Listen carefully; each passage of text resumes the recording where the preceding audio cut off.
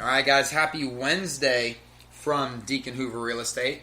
The Deacon is here once again on a Wednesday. Alex, what's going on now that we are here for real estate investing with Alex Deacon? Word on a Wednesday. Word to your mother. Word to your mama on a Wednesday. I'm here. I think we're all here. We're going to analyze a deal in 60 seconds. 60 seconds? Yep. It's 60 seconds. This will be a quick one, folks. I mean, it's really possible in 60 seconds. This isn't just a cool 60 seconds. That's on my cool movie with Nicolas Cage. That's on a down day for me. I can just do it in 6. So how do we analyze the deal in 60 Name seconds? That tune. Remember that show? Oh, I love that show. Name That Tune? Yeah. I can name that tune in 6 seconds. Mm-hmm. 6 notes, Mm-hmm. right? 6 notes. Yeah, it was like 3 or 4 notes. They should All bring right. that back. But anyway, They should. That was an awesome show. So, analyzing a deal in 60 seconds, Mr. Deacon. Yes, we're going to talk about this because what do we talk about always is building a team. There's only 168 hours in a day. Mm-hmm. You're only on this planet for, average of 80 years, blah, blah, blah, blah, blah. So you need to be able to analyze deals super quickly. Yep. Why is that? Time is money. Because there's a lot of competition out there too, right? Good So call. if you're spending 4 hours to analyze a deal, guys like me are going to analyze it in 40 seconds. We're going to get it before you do. Yeah. Okay? You're going to win every time. So I'm not saying like, oh, this is the greatest on the planet. Well, I'm pretty close, but you know what I'm saying. But what I'm saying, what I mean is, if you got to be freaking ready to jump on those deals, but you have to have some. I call it your real estate IQ has to be high enough where you can make those split decisions, and you know what. Here's the deal: is some deals you're going to lose money, some deals you're going to make money. It's called risk management. So you have to be like, I'll buy a property, and sometimes I don't know I'm going to lose, but there's potential. But I know that the loss, like the downside, is something I can live with because I'm buying 10 deals that quarter. So I'm buying 5 deals this month. Okay. Out of the 5, I know 3 are home runs. I know 1's marginal, and I know 1 has a good probability of losing money, but I know what that loss is going to be. So in order to be able to run like that and just keep the wheels turning and continue buying, you have to be able to analyze a deal pretty quickly. The only way you can do it, the quicker, it's not going to come this quick to when you're just starting out. So it takes years and years of just watching the market and knowing what to look for. It's really not that difficult. We're going to talk about some simple things, but there's a lot more to it than just these simple things that you have to look at. And the deal is you have to look at a high volume. So even if you're good at analyzing a deal, if you're not looking at enough of them, you're never going to get any because there's only so many out there. So it's a matter of the numbers game. You have to analyze so many deals, so many per day, so many per year, and you have to make offers on so many. And eventually, if you have enough at bats, you're gonna hit a single or home run. And ultimately, this is another one where knowledge is the greatest tool in your toolbox. Correct. Mm-hmm. Absolutely, always is. But it's only effective if you use it. So that a tool, you might have the greatest toolbox on the planet, but if you ever open up the toolbox and use the tools, this is no different, right? Right, correct. Okay. So how do I analyze a deal in 60 seconds?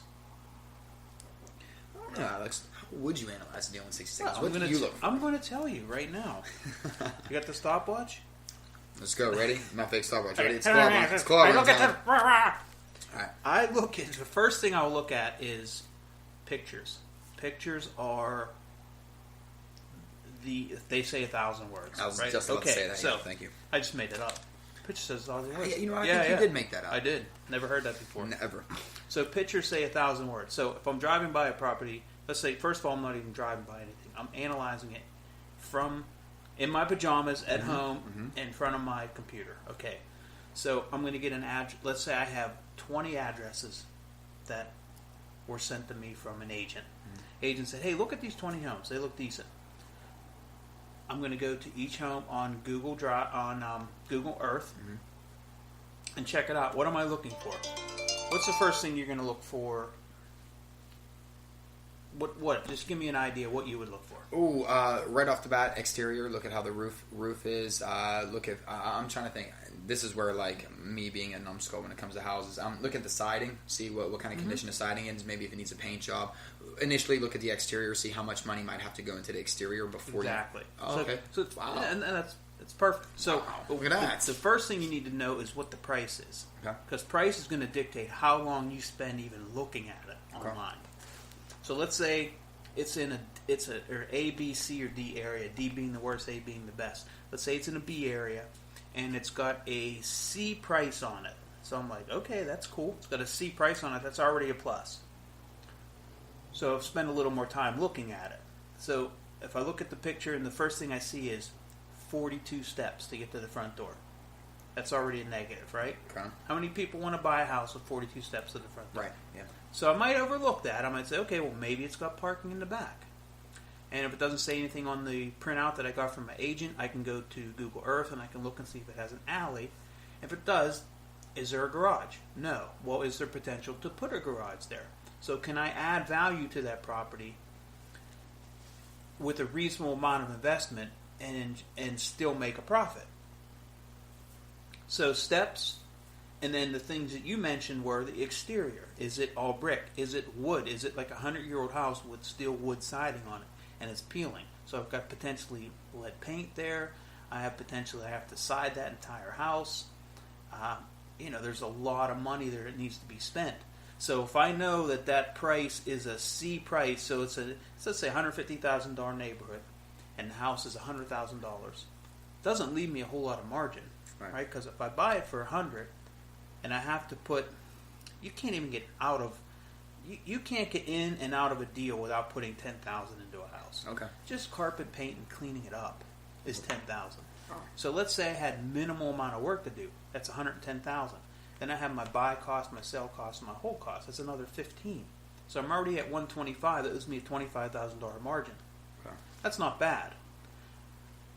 But if that house is priced at $120,000, it is bad. Or if that house is priced at $100,000 and I see all those steps and I see the wood siding, I know without even going in that I know I got at least, just by looking at the outside, typically will tell you a lot about what the inside looks like. Okay. So if the outside is completely dilapidated and not taken care of, there's a good chance that those people didn't do much on the inside either.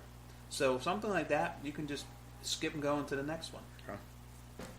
Now, would I always skip and go on to the next one? No, because the other things I'll look at, this is what I say, that it's easy, but it's not easy. So that doesn't mean as soon as I drive by a house and Alex said if it has a lot of steps, pass on it. What it means is if you drive by a house that has a lot of steps and it needs work, that means you need to get it at a way lower price. Mm-hmm. So if it's at $100,000, you need to get it at $50,000. It's not likely that the seller's going to take half of what's owed on it, or what they want. Right. It's just not likely. So I might put that one on the back burner. Okay. Because what I'll look at is how long's it been on the market. Okay, so I really like this area. I don't like the price. I don't like the steps and the condition. But, it's been on the market for 2 years. Then I might go in at half price.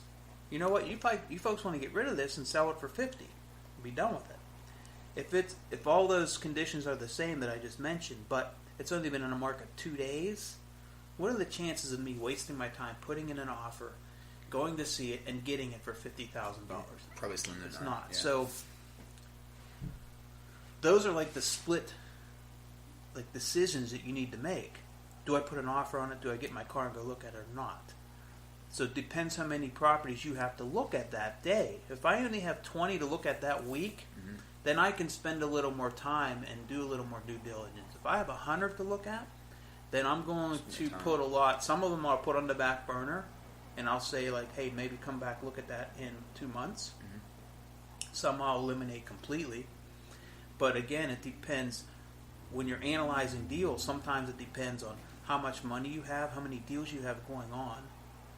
Because sometimes when I'm light on deals, I will purchase things at less of a margin just to keep things going. Okay. So if I typically want to make $20,000, but I'm only going to make $6,000 on this one, I might still buy it because I have people that I have to employ. Right. And it keeps things churning. And right. Sometimes you buy something for less of margin just because of that. Right. It pays the bills in a way. Yeah. Keeps everybody happy, and you just keep things rolling. So steps. I look at parking. Parking's important. Now, it depends what areas you're talking about. It's like you can't take this literally, because if you never bought a property because it had steps, or you're never going to buy a property because it's on-street parking, you're making a huge mistake. What I'm saying is, parking add value, right? It's simple. Parking adds value. Garages add value. There's certain areas in Pittsburgh, like the South Side, that parking is a premium. So if you're waiting to buy a property in the South Side that only has parking, you'll never find anything. Right. So it'll be very difficult. So depending on what neighborhood you're looking in, parking is absolute necessity. And if you're looking in neighborhoods that parking isn't really that important because nobody else has parking, you need to be able to delineate that. Okay. So you need to know when parking is super important and when it isn't. Like another example is in the South Side of Pittsburgh, there's a lot of little alleys and really, really tight streets. Oh, it's if anybody's listening that's not familiar, it's atrocious. Most people got to put their mirrors in, because they'll be taken off because they're very tight. I try to stay away from areas like that, But if the deal's good enough, the number's low enough, then I'm going to go through with that. But that's one thing you need to look at: is how narrow is the street? Is there parking? Is there an opportunity to put parking in? Sometimes it doesn't have to have parking, but like we talked about the one with the steps and has an alley in the back, and it might have a flat yard in the back, which can easily sustain a garage or off-street parking, then you could add huge value there for very minimal. Okay. Now, and through pictures too, is this a good way to kind of not necessarily see how big the property is, but see where your property lines are, and at least see, like we've talked about before, in the pictures a lot of times it's called the angle theory. Pictures are taken with specific angles, so sometimes you can't see certain aspects of the backyard or whatever. With using Google Earth and in correspondence with the pictures, do you also look for, like, say, somebody's backyard, it looks great, but all of a sudden it's a drop-off, and then there's just a highway behind it, versus... Oh, yeah, absolutely. Okay. So we'll use Google Earth a lot, and then if the property's in, like, Allegheny County, that's a part of Pittsburgh, and people don't know Allegheny County. It's just, it's a county in the state of Pennsylvania, and this county happens to have a pretty good website. So when you go onto their website, you can pull up the property and look at an overhead view of it, and it has like the boundary lines. Very good tool. So it'll show you the frontage, what the depth of it is, and it's pretty accurate. The thing you can't look at is sometimes those lines are like, it's not exact because the house may actually look like it's on someone else's property. Right. It's just because the way it's mapped on the site, it's not perfect. It's not perfect, right. But I'm told that the frontages and the depth is very accurate. So that's real important to look at, because a good example is I bought a house with a very steep, with a lot of steps. This house had at least 40 steps to it. And the reason I bought it was, 1, the price was very good. 2, the market was hot.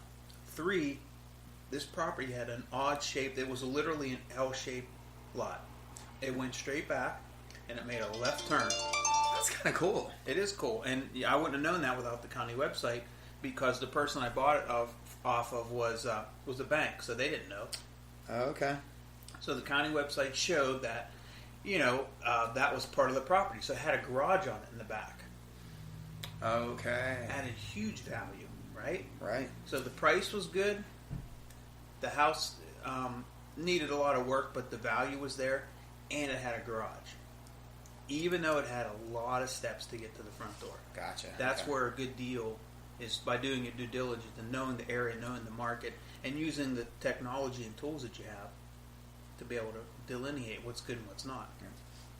Yeah. Another thing to look at is, does the property have a view? Real simple. There's an area in Pittsburgh, it's called Mount Washington, and some of those properties have a tremendous view of the three rivers and the city. Amazing, yeah. The skyline. You could be 3 or 4 streets back, and the house is worth literally 1/10 of what that same house is. So sometimes something with a view, or maybe you can add a view. Maybe you can add a 3rd story, or you can add a deck off of a window that it can actually give you a view, can add value. real quickly, if you know recent sales, that's real helpful too. Because if you get a list of 20 houses that we talked about,